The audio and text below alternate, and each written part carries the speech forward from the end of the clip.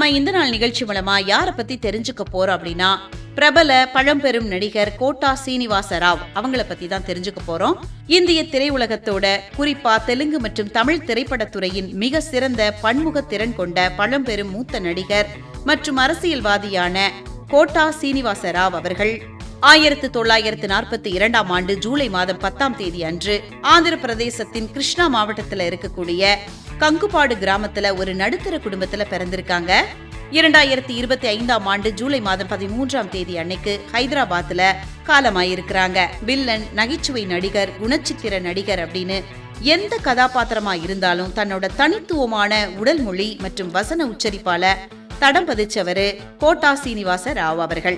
இவரது தந்தை ஒரு மருத்துவர் அப்படிங்கறதுனால இவரையும் டாக்டராக்க விரும்பி இருக்காங்க. ஆனா இளங்கலை அறிவியல் பட்டம் பெற்ற கோட்டா சீனிவாச ராவ் ஆக்டிங் மீது உள்ள ஈர்ப்பால நாடகங்கள்ல நடிக்க தொடங்கியிருக்காங்க. திரைப்படங்களுக்கு வரதுக்கு முன்னாடியே ஸ்டேட் வங்கி ஊழியரா பணியாற்றி இருக்கிறாங்க.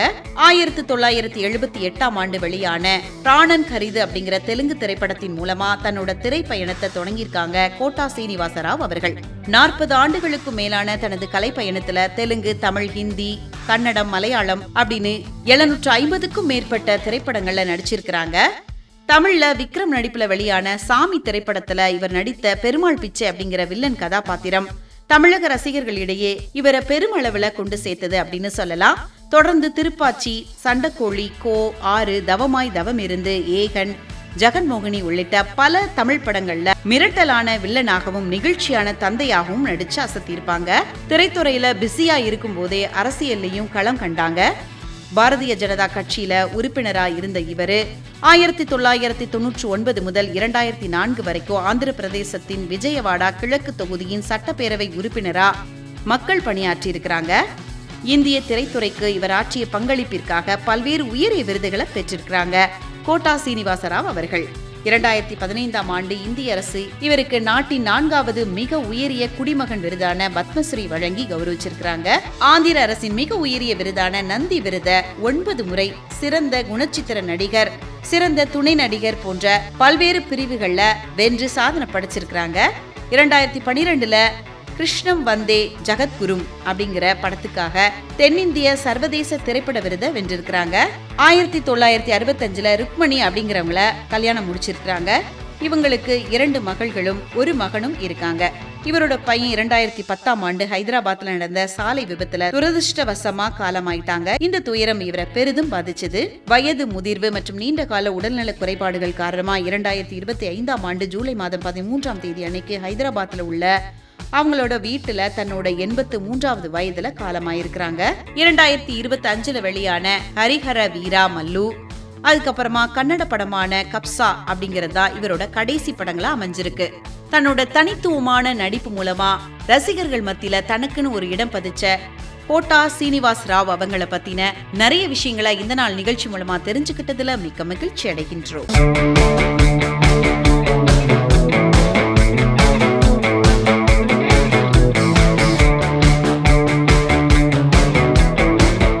இன்னைக்கு நாம இந்த நாள் நிகழ்ச்சி மூலமா யாரு அவங்களோட பிறந்த நாளை சந்தோஷமா கொண்டாடிட்டு இருக்காங்க அப்படிங்கறத பத்தி தெரிஞ்சுக்கலாமா? தமிழ் இலக்கிய உலகிலும் தமிழ் திரை உலகிலும் தடம் பதித்த ஒரு மிக சிறந்த புகழ்பெற்ற இந்திய பாடலாசிரியரும் கவிஞரும் எழுத்தாளருமான கவி பேரரசு வைரமுத்து அவர்கள் தான் இன்னைக்கு அவங்களோட பிறந்த நாளை சந்தோஷமா கொண்டாடிட்டு இருக்காங்க.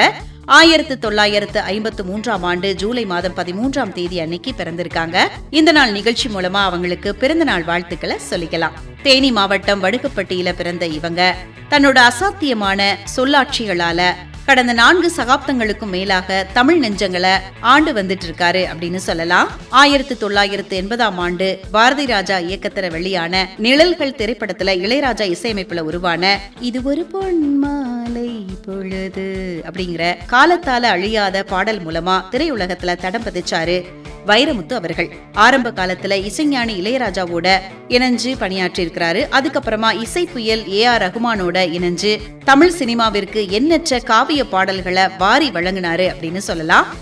இதுவரைக்கும் திரையுலகத்துல 7500க்கும் மேற்பட்ட திரைப்பட பாடல்களை எழுதி சாதனை படைச்சவரு இவர் மட்டும்தாங்க. சிறந்த பாடலாசிரியருக்கான இந்திய அரசின் தேசிய விருதை 7 முறை வென்ற நாட்டின் ஒரே பாடலாசிரியர் வைரமுத்து அவர்கள் மட்டும்தான். தமிழக அரசின் மாநில விருதை 6 முறை வென்றிருக்கிறாங்க. திரைப்பட பாடல்களை தாண்டி சமகால தமிழ் இலக்கியத்தின் மிக முக்கியமான ஆளுமைகள்ல ஒருவரா கருதப்படுதாரு வைரமுத்து அவர்கள். இந்திய இலக்கிய உலகின் மிக உயரிய விருதான ஞானபீட விருதை வென்ற 3வது தமிழ் எழுத்தாளர் இவரே ஆவார். உரைநடை எழுத்தாளர்களுக்கு மட்டுமே கிடைத்து வந்த இந்த விருது முதன் முறையாக ஒரு தமிழ் கவிஞருக்கு வழங்கப்பட்டுள்ளது என்பது வரலாற்று சாதனையாகும். கிராமத்து விவசாய மக்களின் வாழ்வியலை யதார்த்தமாக பதிவு செய்த இவரது புகழ்பெற்ற கள்ளிக்காட்டு இதிகாசம் நாவலுக்காக 2003 சாகித்ய அகாடமி விருது வழங்கப்பட்டது. இந்த நூல் 23 இந்திய மொழிகள்ல மொழிபெயர்க்கப்பட்டுள்ளது. பெண்களின் வலிகளை பேசும் கருவாச்சி காவியம், புவி வெப்பமயமாதலை மையமாக கொண்ட 3ஆம் உலகப் போர் மற்றும் தமிழ் அறிஞர்களை பற்றிய தமிழாற்றுப் படை போன்றவை இவரது மிக முக்கிய படைப்புகளாகும். இவரது இலக்கிய பணிகளை பாராட்டி இந்திய அரசு இவருக்கு பத்மஸ்ரீ மற்றும் பத்மபூஷன் ஆகிய உயரிய விருதுகளை வழங்கி கௌரவிச்சிருக்கிறாங்க. நவீன தமிழ் இலக்கிய உலகிலும் தமிழ் திரை உலகத்திலும் தடம் பதித்த ஒரு மிக சிறந்த புகழ்பெற்ற இந்திய பாடலாசிரியரும் கவிஞரும் எழுத்தாளருமான கவி பேரரசு வைரமுத்து அவர்கள் இன்னைக்கு அவங்களோட பிறந்த நாளை சந்தோஷமா கொண்டாடிட்டு இருக்காங்க. இந்த நாள் நிகழ்ச்சி மூலமா இன்னும் நிறைய பாடல்கள் அவர் நமக்கு தரணும் அப்படின்னு சொல்லிட்டு ஸ்பெஷலான வாழ்த்துக்களை சொல்லிக்கலாம்.